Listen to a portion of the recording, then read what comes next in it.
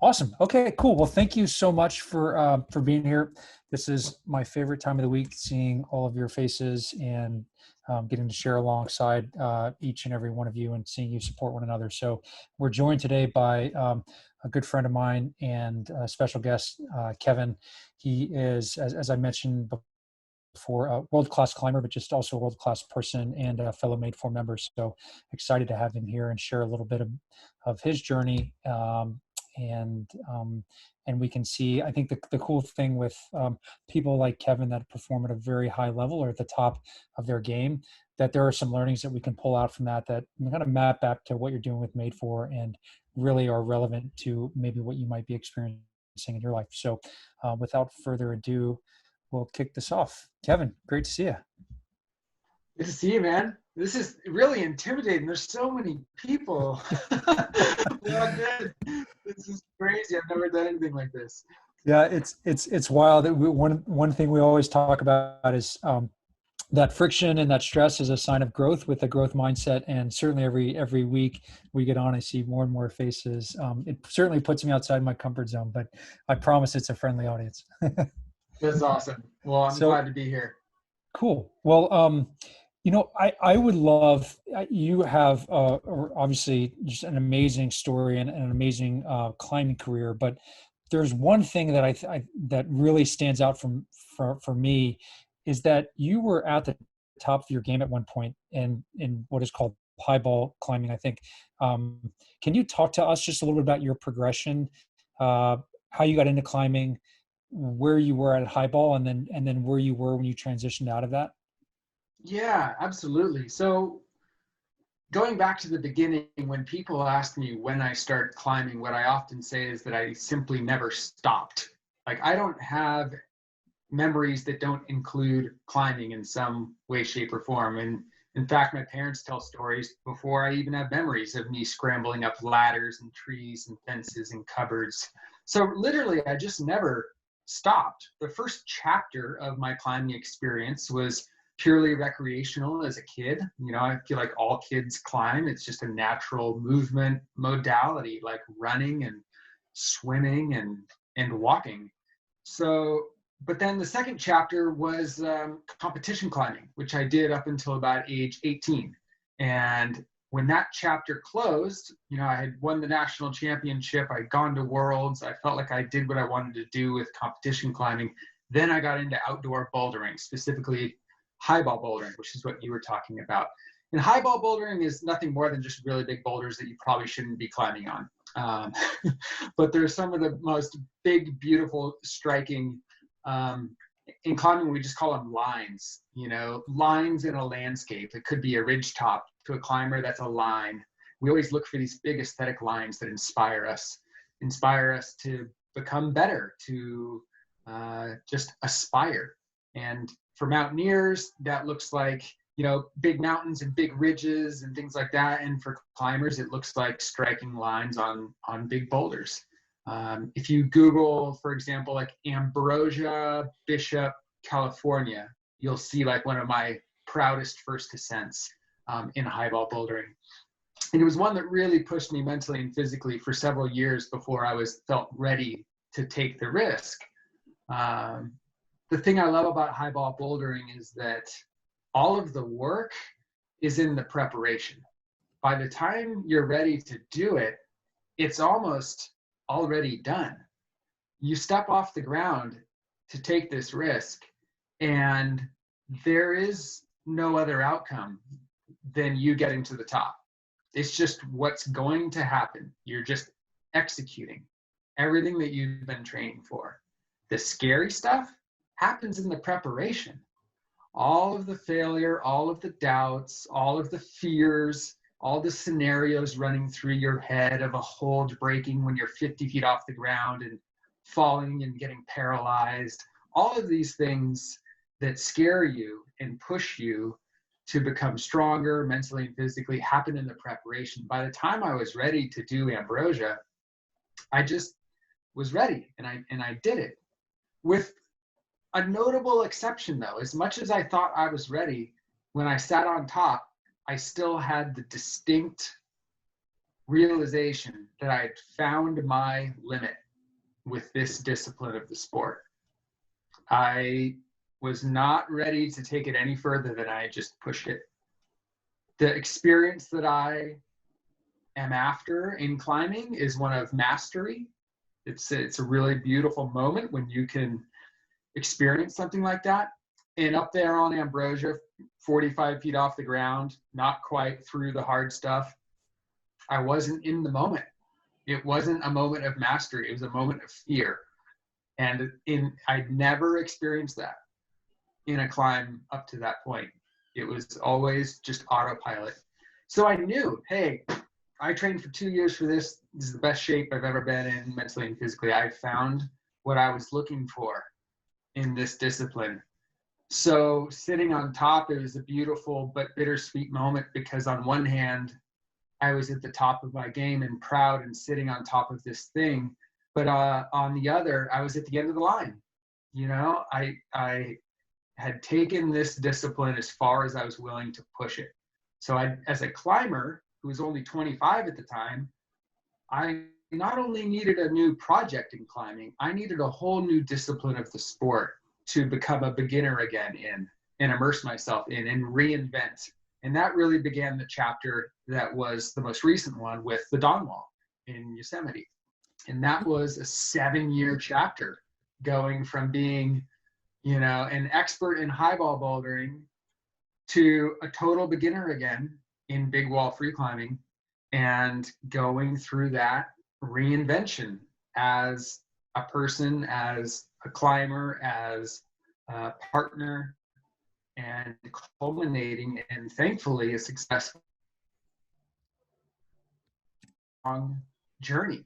And yeah, so I look at my life, whether it's in climbing or other, in these chapters, you know, and that's just kind of how it's played out so far.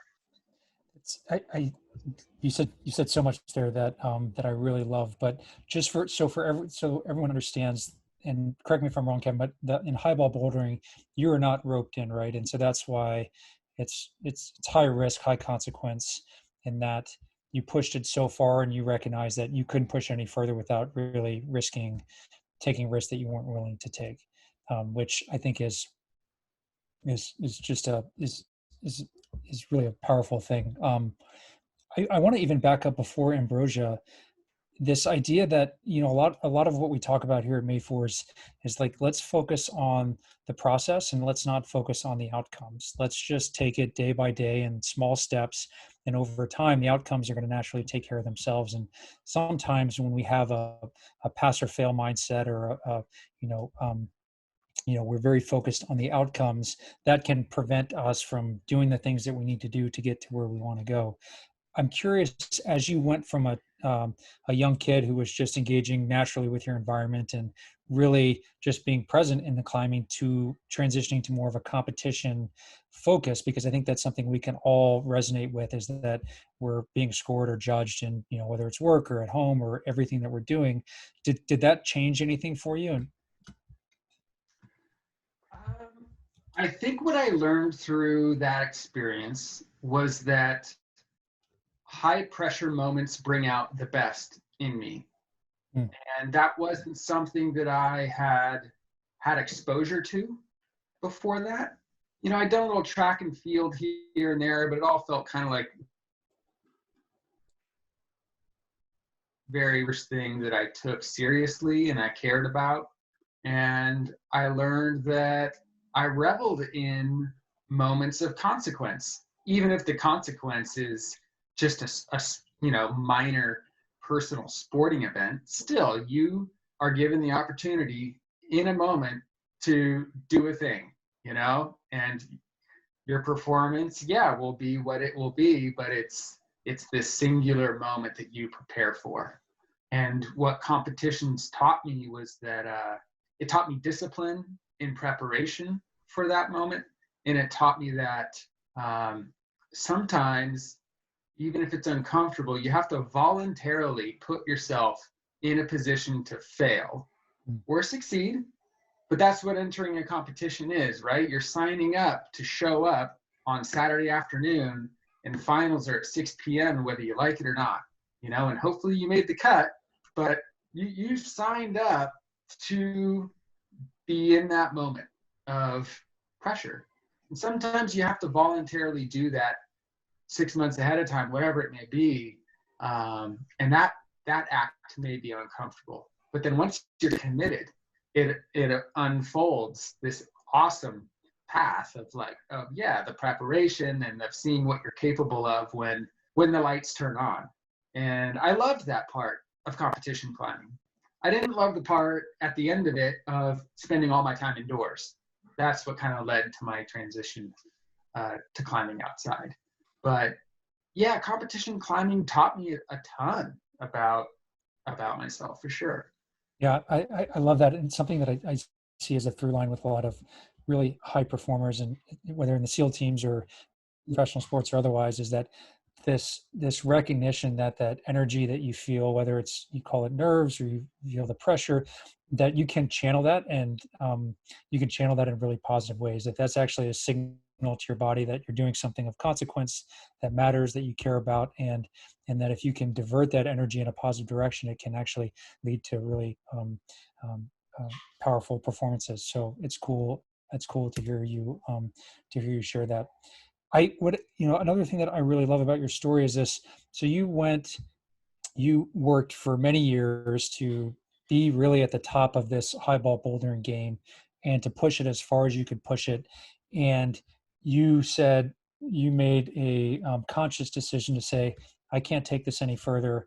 I'm going to start over again, and I'm going to become a novice. And I know for those of you, we talked about the Dawn Wall, and it's captured very well in there that Kevin really started out just carrying his partner's bags up the side of the mountains to prove himself, to say like, all right, I'm someone that's going to stick with this, and I'm going to be in this with you. But really, that you came into this with a beginner's mindset. You started at the bottom and you started working your way up, and that was a long time. That was not, I mean, this in some ways for me, when I think about professional sports, this is the ultimate long game, and that you were at this for 7+ years before you guys were able to do your summit on the Dawn Wall. Mm-hmm. Yeah, definitely. And I think the one lesson I took from highball bouldering and applied to the Dawn Wall, it's expressed very differently, but the framework is relevant in both chapters. And that is this idea of risk and consequence. And I think it's really important to differentiate the two, because consequence, in my experience, is often a very static attribute of whatever you're going through, whatever your endeavor is. If I fall, gravity's going to act on my body the same way, no matter how prepared I am. But risk is relative. Risk is relative to your preparation. It's relative to your mindset. It's relative to the conditions in the moment. It's relative to so many things. So had I walked up to Ambrosia the first time I saw it and tried to climb it, the risk would have been immense. But it felt, in the day I did it, like I was taking no risk. The consequences were the same on day 0 as on day whatever when I did it. But that was the process. The process was de-risking the endeavor through the preparation. So going into the Dawn Wall, I knew that the consequence of failure was always going to be the same. It's just going to be personal. That's all it's going to be. And the risk of walking away at the beginning was small, but every day that went by, the risk of walking away, it actually it grew with time, because I was more attached to my partner, more attached to the project, more attached to the outcome. And I've always just taken that lesson that risk it can feel like it's the same thing as consequence when you're in the middle of something, but they're independent variables, and risk is something that you can actually manipulate. So, on the Dawn Wall, there were days when we wouldn't even go up because it was too risky. Ice was falling down, or conditions were bad, or there was a storm coming in. And we took that into account into the days we would go up and the days we wouldn't. likewise with days that I was struggling with pitch 15, the risk of trying on a moment that's not optimal is that it could jeopardize the whole thing. You rip open your finger for the 10th time in a row, after being stuck for a week because you didn't wait for the right moment. That's like the dream is over, but like waiting for the right moment to take the risk is probably what I learned the most from like the highball chapter of my life. I love that. The risk consequence, I've heard you talk about this before, and it's something that really resonates with me. And I think it's interesting when I pull it back to Madefor, everything that we're doing over the course of these 10 months couldn't be lower risk. But I do believe that the meta message is that there is a high consequence, that if you're not finding opportunities to bring your best self to your day, to those you care about, bring your best self to the world, then that's a high consequence that you are willing to that potentially not doing that, you miss out on a lot of what life has to offer, or what these small rewards that are surrounding you every day, and what they can help you bring out in your life. So it's similar to the risk consequence, but a little bit different for our Madefor members. But I love that message. Kevin, what was your lowest point on the Dodden Wall? Because you were on the wall for 18 days during the course of this climb? Yeah, 19 days. 19 days. What was the lowest point in like the 19-day push, or what was the lowest point in like the 7-year journey? So those are two very different things. Yeah, both. Man, reinvention's hard. It's such an ass kicker, right? Like your ego just gets pulverized into dust, right? Like in any like whether it's a breakup or getting fired, getting a new job, or for me, switching disciplines of a sport. It's like, what I learned is like reinvention is hard, man. And you gotta be in it for the long haul, because those changes don't come slowly, or they don't come quickly. That was a real eye opener at the beginning. But the low point actually came maybe August. So that would have been September, October, November, December, 4 months before we started the final push. One of my best friends fell climbing in Yosemite and died. And that was like my first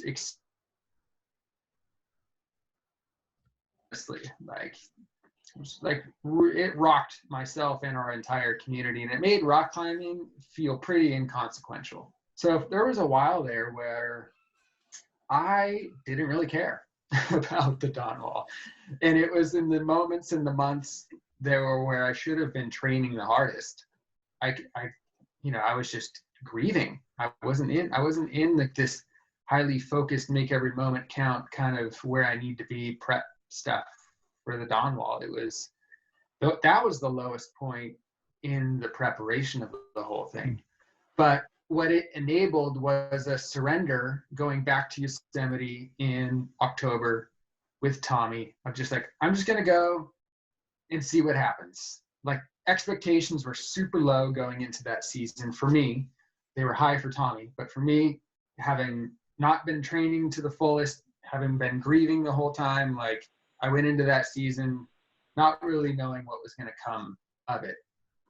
But day after day, month after month, 3-month season in the valley leading up to our push, you start to make small breakthroughs, confidence starts to build, weather starts to cool off, conditions start to get better.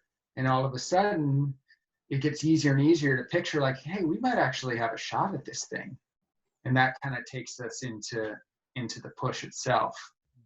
But the hardest parts, before the push didn't have anything to do with climbing, as is always the case in life, right? Whatever you're working on, oftentimes I find like the crux has nothing to do with the thing itself. It's something coming from a different direction.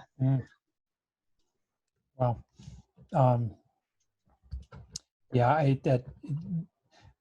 That obviously from my time in the teams, a lot of that really resonates. And how do you push through and bring attention and focus to something when when you're suffering a big loss, your friends, your teammates are suffering losses.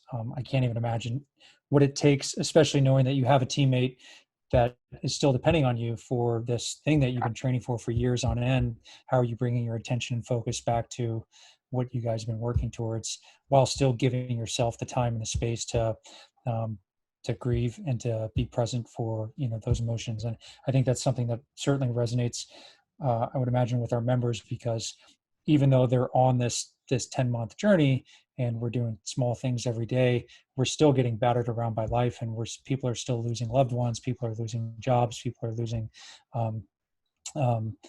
experiencing setbacks. But something that we talk about a lot with our members is like, hey, recognize when you get knocked off course and give yourself some grace and give yourself time to process what you're dealing with. And then when you're ready, nudge yourself gently back on track. And that seems to be a way that's really effective for our members to play this long game as you kind of framed it. So Yeah. going back to, you're on the wall and you're on the wall for 19 days. What was your lowest point on the wall? Yeah. So the first week was amazing. We thought it was going to take 12 days.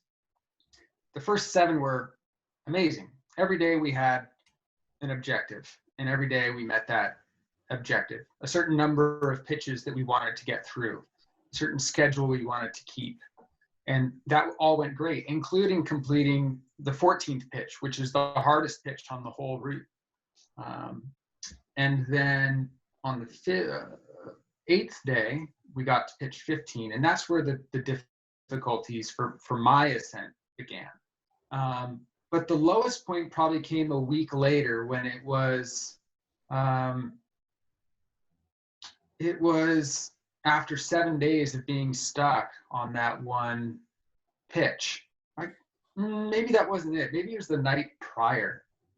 I think the night prior was probably lower than the day of doing pitch 15 itself, because that day was actually pretty great. But the night before, Tommy had gotten to Wino Tower, or maybe it's 2 nights before.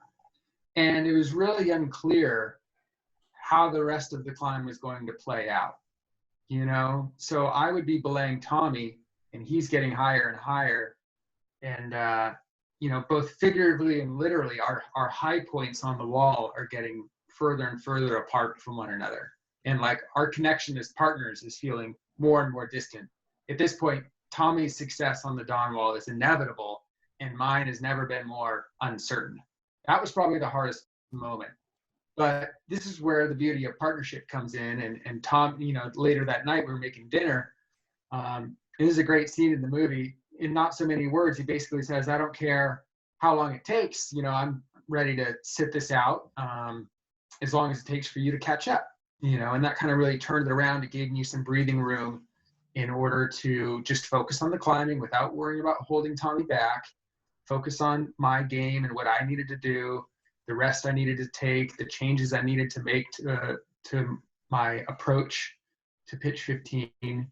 So honestly, there weren't a whole lot of, there weren't many low points on the push. It was hard.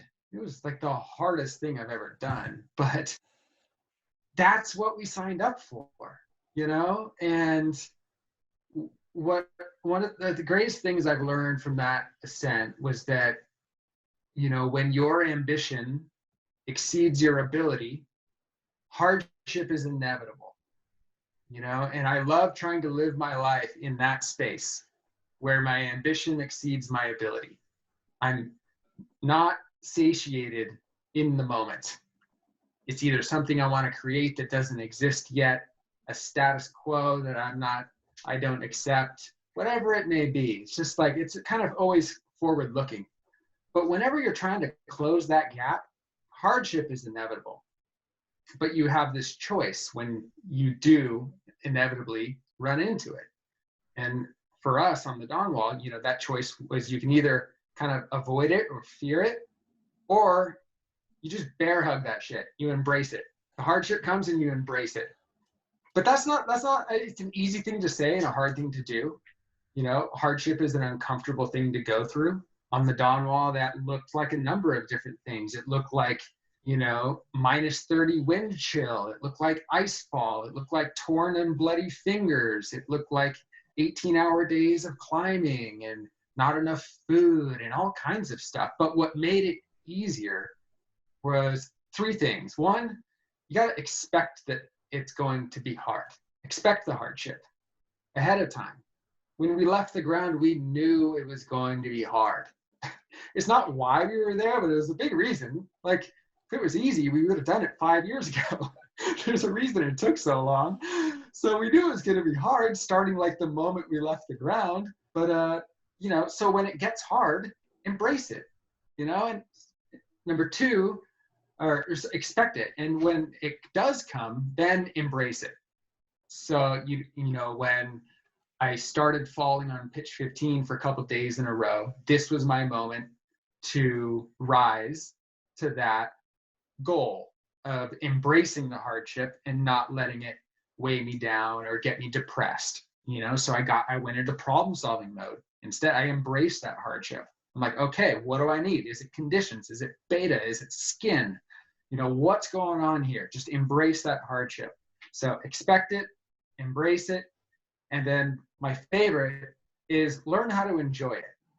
If you can learn how to enjoy the hard stuff, it seems a little bit backwards, but if you can learn how to enjoy the difficulties, the cruxes of an experience, it's just better for morale. And when morale is good, regardless if things are going good or bad, the outcome's far more likely to be good. So in climbing, we joke, this type 2 fun. It's not fun in the moment, but it's fun when you look back on it. Like a lot of big wall free climbing is type 2 fun. In the moment, you might be suffering a ton, but by the time you're in your sleeping bag that night, you're like, that was awesome. Like, I can't wait to get up in the morning. Oh, man. So yeah, expecting the hardship, embracing the hardship, and learning how to enjoy it are the three things that I learned from that experience of closing the gap between ambition and ability, and we're just constant. I feel like we're all just trying to close that gap. It takes a lot of different forms. It looks a lot of different ways, but I think at the end of the day, that's all we're trying to do, right? It's just close that gap. I feel like you perfectly captured in one short sentence or one short soundbite that you like existing in a space where ambition exceeds ability. And that for us is, we refer back to as growth mindset. That friction or that stress that you feel is actually a sign of you getting better. It's not a sign of limiting of your abilities, but it's what it feels like to get stronger. And if you can make that connection, then you can expect the hardship, you can embrace it, and then you can find ways to enjoy it. And this recognition, and that is really just such a powerful mindset to have. So thank you for walking us through that. Yeah, you first, first question, Jennifer asked, were there any little things that you kept in your routine, regardless of how messy things got, that helped enable you to climb out of that really tough mental space? How did your routines help or hurt you during that time? So maybe pre actually getting on the wall, or once you're on the wall, or over the arc of your career, do you find that there are things that you lean into that help you no matter how hard things get? I'm gonna zoom really, really, really far in. Like, I want you to picture a dry, battered, callous fingertip 1,500 feet off the ground, sitting on a portaledge in the wind. And that is your sole focus, is staring at this one fingertip. So before starting to climb pitch 15, every time I had to tape this finger because it was cut. I had to super glue the wound shut, and I had to do this near surgical precision wrap of very special tape from Australia that was perfect texture, and I tore it at the perfect width, and it's like those little Chinese finger trap things, the weave pattern that I created for the tip of my finger, made sure that it lasted through the entire pitch without moving, so much as a little millimeter. Well, my rituals came down to things like that, like sitting on the portaledge, tied into the rope, climbing shoes on tight, no blood flow in my toes, wind is blowing. And now I'm going to like go through the process of taping this finger, and nothing else matters in the world but how I'm taping this finger and getting the super glue on the seams of the tape just right. It's probably like a boxer, taping their hands before putting their gloves on. It's like nothing else matters. You do it every single time before you go in the ring. And it's just the thing that kind of centers you from like, I'm a guy living on the side of a wall to I'm a guy about to step off this portaledge and, go see what I'm capable of out there on the hardest pitch of climbing of my life. And these little things like focusing on how, like not only like how you put your shoes on, but which shoes did you put on that day to climb? And did you sand the rubber on the shoes just right so you have a nice sharp edge? Are your fingers perfectly chalked? Is your knot tied in just the right way that you love to tie it? Finished and snugged up just perfectly so that you don't think about it ever again. Is your gree-gree on the right side of the harness that it needs to be? So there are these little things that I would go through every time before starting to climb an attempt on pitch 15 that would kind of mentally transform me from someone living on the side of a wall with my buddy to, being the climber that I am, there to do just that.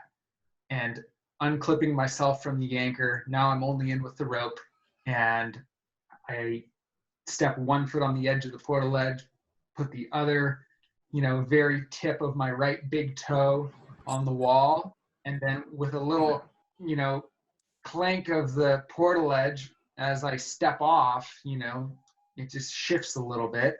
I'll always remember that little sound. It kind of rebalances. It's like someone getting out of a boat, and then you're off, and it's like that ship might as well be, even though the portaledge is right next to you, that ship might as well be 100 miles away. As soon as you pull on the rock, it's just like everything drops away. And so those are the rituals. They're physical rituals, but they bring you into the mindset that you need to like go do what you're gonna do. I didn't have a lot of like off the wall rituals or morning rituals or anything like that. Like besides having coffee, gotta have coffee every morning. Have my French press up there, but yeah, really, I think the rituals came down to like the pre-climbing ritual. One, you're giving me, you're making my heart race because I'm afraid of heights, and hearing you describe this, like, oh man, it's intense. But I love that this idea of being fully present and immersed in one thing in this ritual, and it's almost that those rituals that you're engaging in is you donning armor that is going to put you in the headspace or put you in the mindset that gives you that you are becoming this thing that is going to achieve what you're trying to achieve. And Yes. You wouldn't be able to do that if you were distracted or trying to just go through the motions or race through things, but it's actually this grounding and being fully present. That's so powerful. I love that. So Anne asked a question. She following up on the discussion of risk versus consequence. Does this change for you when the public eye is on you? I know when you were on the Dawn Wall, the New York Times were doing daily reports, and the more the days went by and the further up you got, the more press that showed up. Did you feel that the public eye being on you, or this sense of being watched? Yeah. I'd be lying if I said that it wasn't a factor. That was such a fluke thing, There are people being like, how did you orchestrate all of that? I'm like, are you kidding? Like, that would have been like the best PR firm ever couldn't have like orchestrated that fiasco. That was insane. Looking down on the valley floor and seeing 24 TV trucks, like you can't even take a pee in privacy and you're 2,000 feet up a wall. It's like, what the heck is going on? And all of that broke while I was struggling with pitch 15. So yeah, it was a distraction that I had to do my best to push to the side. So we set some boundaries for ourselves. You know, we stopped checking email, no incoming calls. You know, we had done that one New York Times interview when things were like totally mellow. And then we did one NPR phone call, and that was it. Everything after that was just like outgoing only. We would like maybe share one picture a day, and then it was just us. So it was like literally like 3 minutes a day of outgoing, like mental bandwidth, and everything else was on the project and on each other and on the team. And normally that's just how it goes already. But when there's so much coming at you, despite being on the side of a wall, it actually became quite the effort in order to block everything out. So yeah, it was a huge distraction. And it did, how did it factor into the calculus of risk versus consequence? I mean, I guess the consequence is like you just have like the biggest sporting failure of all time. So that was fun to have as a possibility with everybody watching. I mean, to that end, Jerry asked, did you ever believe that you wouldn't make it? Like, did that ever cross your mind? No.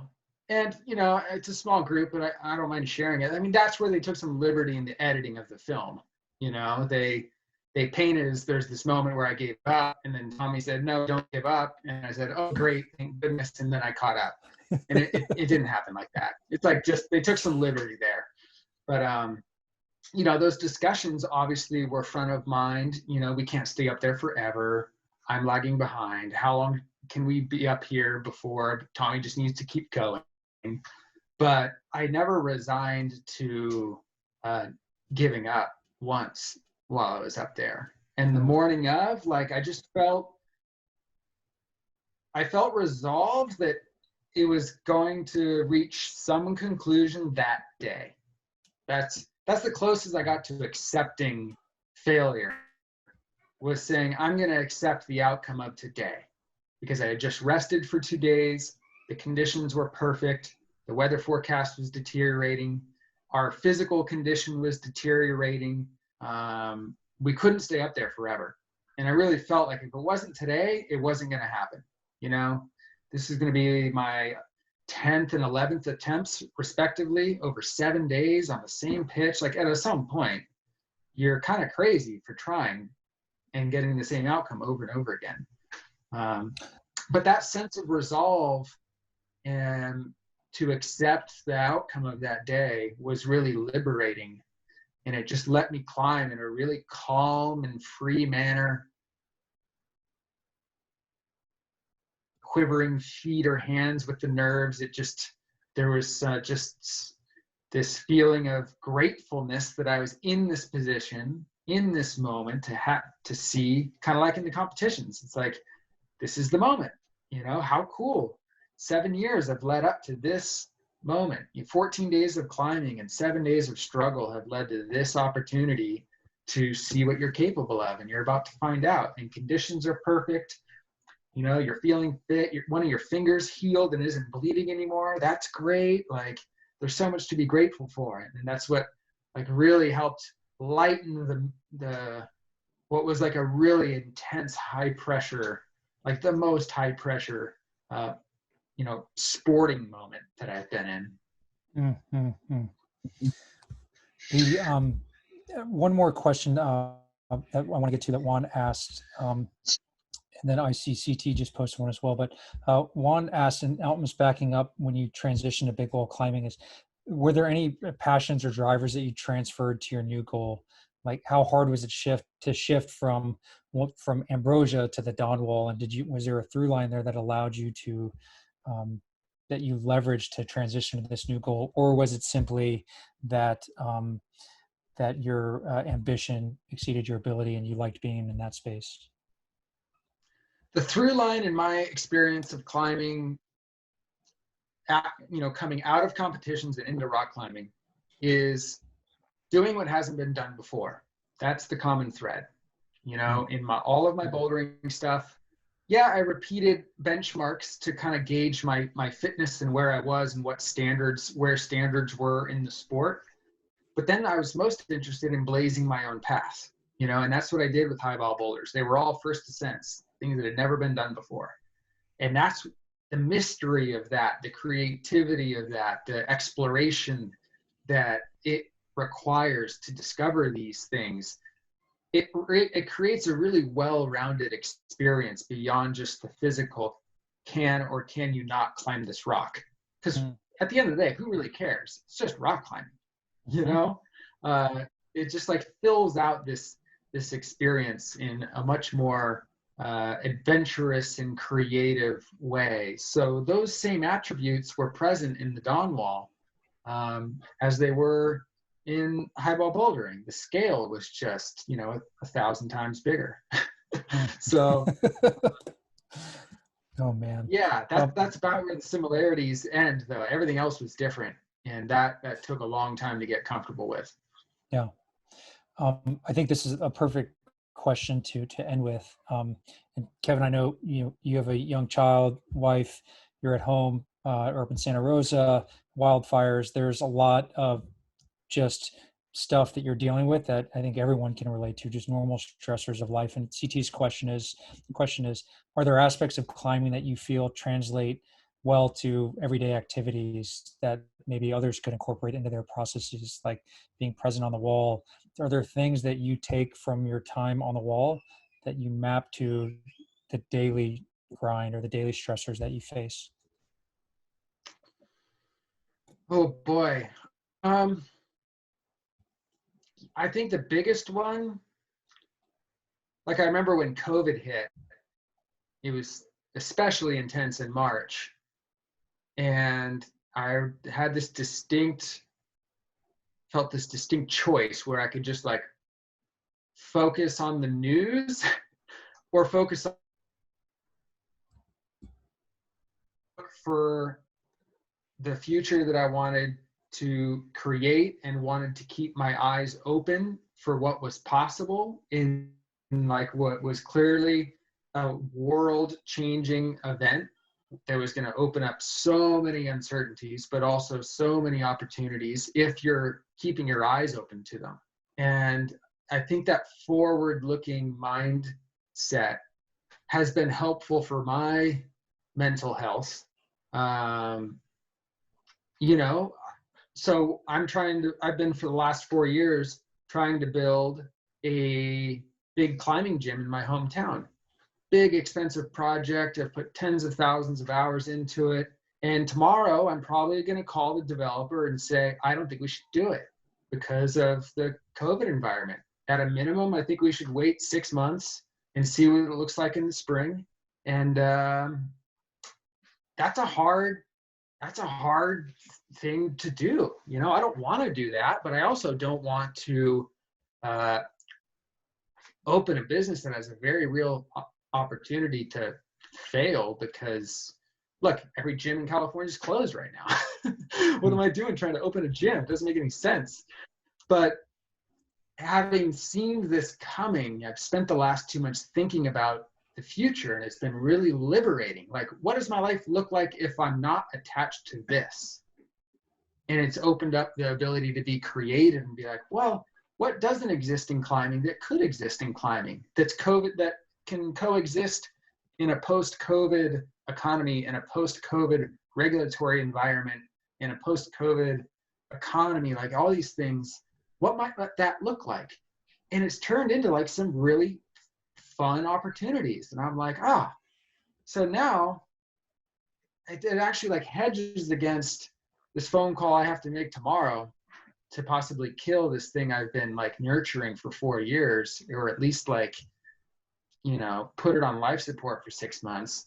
But having been focused on the future for the last 2 or 3 months, it's been good for my mental health. It's helped me be creative again. It's helped me see opportunities that I wouldn't have focused on otherwise. It's helped me come up with a plan that's probably more sustainable and more promising as an experience for people to go through, and also as a business. And it's got me feeling a lot better about the future, as opposed to, I think, if I just focused on this deal that's about to fall apart and how much time I put into that, then dwell on that. I think I wouldn't be sleeping very well at night, you know? But I think this loops back to that theme earlier of like living in this space of where your ambition exceeds your ability. You know, like right now, my ability is to say yes to breaking ground tomorrow. And I'm being forced to make a decision to say no to that and to, you know, set a higher bar, really, Mm, based on the information I have. That seems like the best thing to do. So it's funny in some ways. It's like one of the hardest decisions I've had to make lately, and also like feels very familiar. It's like, okay, I knew exactly what my future was going to look like for 4 years. I was building this thing, and I'm going to operate this thing, and it's going to be down the street, and it's going to be great. And now it's like, okay, recalibrating. Here you are now. This is where you thought you were trying to get to. Now it's the new normal. And you're like, what's between today and where you want to be? yeah. What's that idea? What's that mission? What's that outcome? And yeah, so I've got that focus both in like, you know, the for-profit world and in the nonprofit world that I'm working on, and it's got me all fired up. And yeah, so long-winded way of saying, coming back to living in the moment, sure, but having your ambition exist in the future, you know, Mm, and sometimes like years and years in the future, not even like tomorrow or next month. That's the thing that Donwall taught me was what you're capable of if you put 6-7 years of your life into a single thing. Like that hadn't really been done in climbing before. I didn't really realize, it took me a long time to realize that, but that was a very abnormal thing to do.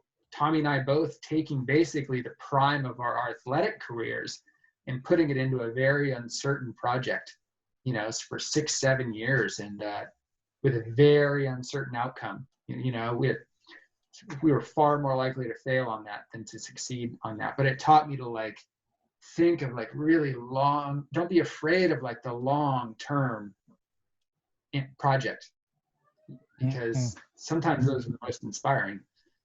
Yeah, I mean, I think that is there's so many things that you've said that really resonate today. I mean, this idea of existing where ambition exceeds ability, and doing that by expecting hardship, embracing hardship, and then finding ways to enjoy hardship can be the thing that allows you to exist in that space. But the other key theme is this idea of reinvention, and that reinvention is hard. You know, whether you're transitioning from from high ball bouldering to big wall climbing to, you know, the nonprofit you work, the nonprofit you started with one climb, and introducing, you know, climbing to kids that might not have opportunities to otherwise access climbing, to creating a new climbing gym, to, you know, whatever is next. But you're constantly finding ways to reinvent yourself, and you recognize that it's hard, but you also recognize to this idea that playing the long game is important. That if we put that horizon, if we draw that horizon too short, then we're going to make short-term decisions with short-term consequences. But if we can do something that's on a much longer arc, then that can actually be the thing that pulls us through. And I think for our members, you know, coming back to that theme, I mean, Kevin is the perfect embodiment of what it means to leverage growth mindset and to be present in what you're doing. But also this idea of like, let's play the long game here, right? We're together for 10 months. We're going to take these small steps. This is going to be a hard process, even though no one step is all that challenging. In aggregate, doing anything for a long period of time can be hard. But for you, you have at the very beginning of this program, you set an intention, and checking back in with that intention, like where do you want to be 10 months from now? Recognizing that to get to that point, it is a form of reinvention, and reinvention is challenging, but you have the capacity to do that, and it's a worthwhile pursuit. Back to risk and consequence. The risk is low, but the consequence is high. So, just man, Kevin, thank you so much for being here. Really, really appreciate it, for sharing with our members. Yeah, my If you all pleasure. if you all haven't had a chance to see the Dawn Wall, please check it out. I know you can follow Kevin on Instagram, and then his nonprofit One Climb and what he's doing with boys and girls clubs across the country is really, really powerful, giving them access and opportunities to access some of the mindsets that he's talked about here today. So give that a follow as well. But Kevin, maybe over to you for any final comment, and then thank you all for joining. Well, I was just scrolling through some of these questions here. Claire, you asked a good one about what was the vision or purpose that was strong enough to keep you internally motivated for 7 years? Part two, especially, did you make the decision that this was an absolute before you started day one of preparation versus I'll try it and see how it goes? It was very much a process. You know, I asked Tommy if he needed a partner for the Dawn Wall. He didn't reply for like a month or two, so I figured like he didn't want some kid who's never climbed a big wall as a partner. But then he said, meet me in Yosemite in October. And season one was very much a like get to know each other kind of thing and kind of see how it all felt.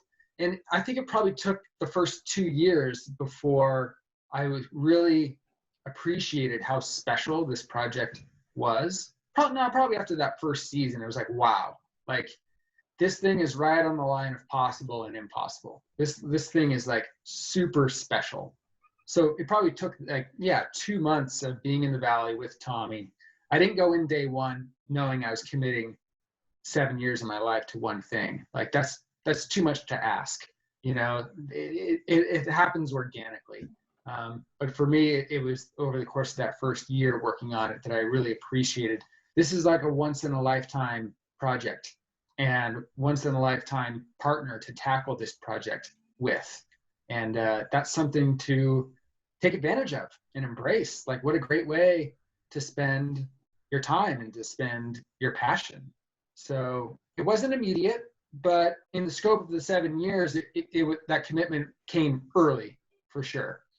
But it was one that, you know, for both Tommy and I, we had to re-up. You know, in the movie, he talks about giving up several times, wanting to give up several times. And likewise, I had my ups and downs with it. And that's the nature of a partnership, is you're there for each other when the other is having doubts. Love it. Love it. Awesome. Well, I know we're over time. So grateful for all of you joining us today and joining Kevin. Thank you for being here. Thank you for the engagement and for your questions. But more importantly, thank you for the work that you're putting in every day to bring out the best in yourself. It's a worthwhile pursuit. So, Kevin, we appreciate it and look forward to seeing you again soon, brother. And thank you all. Yeah, good to see you. Thanks, soon. everyone.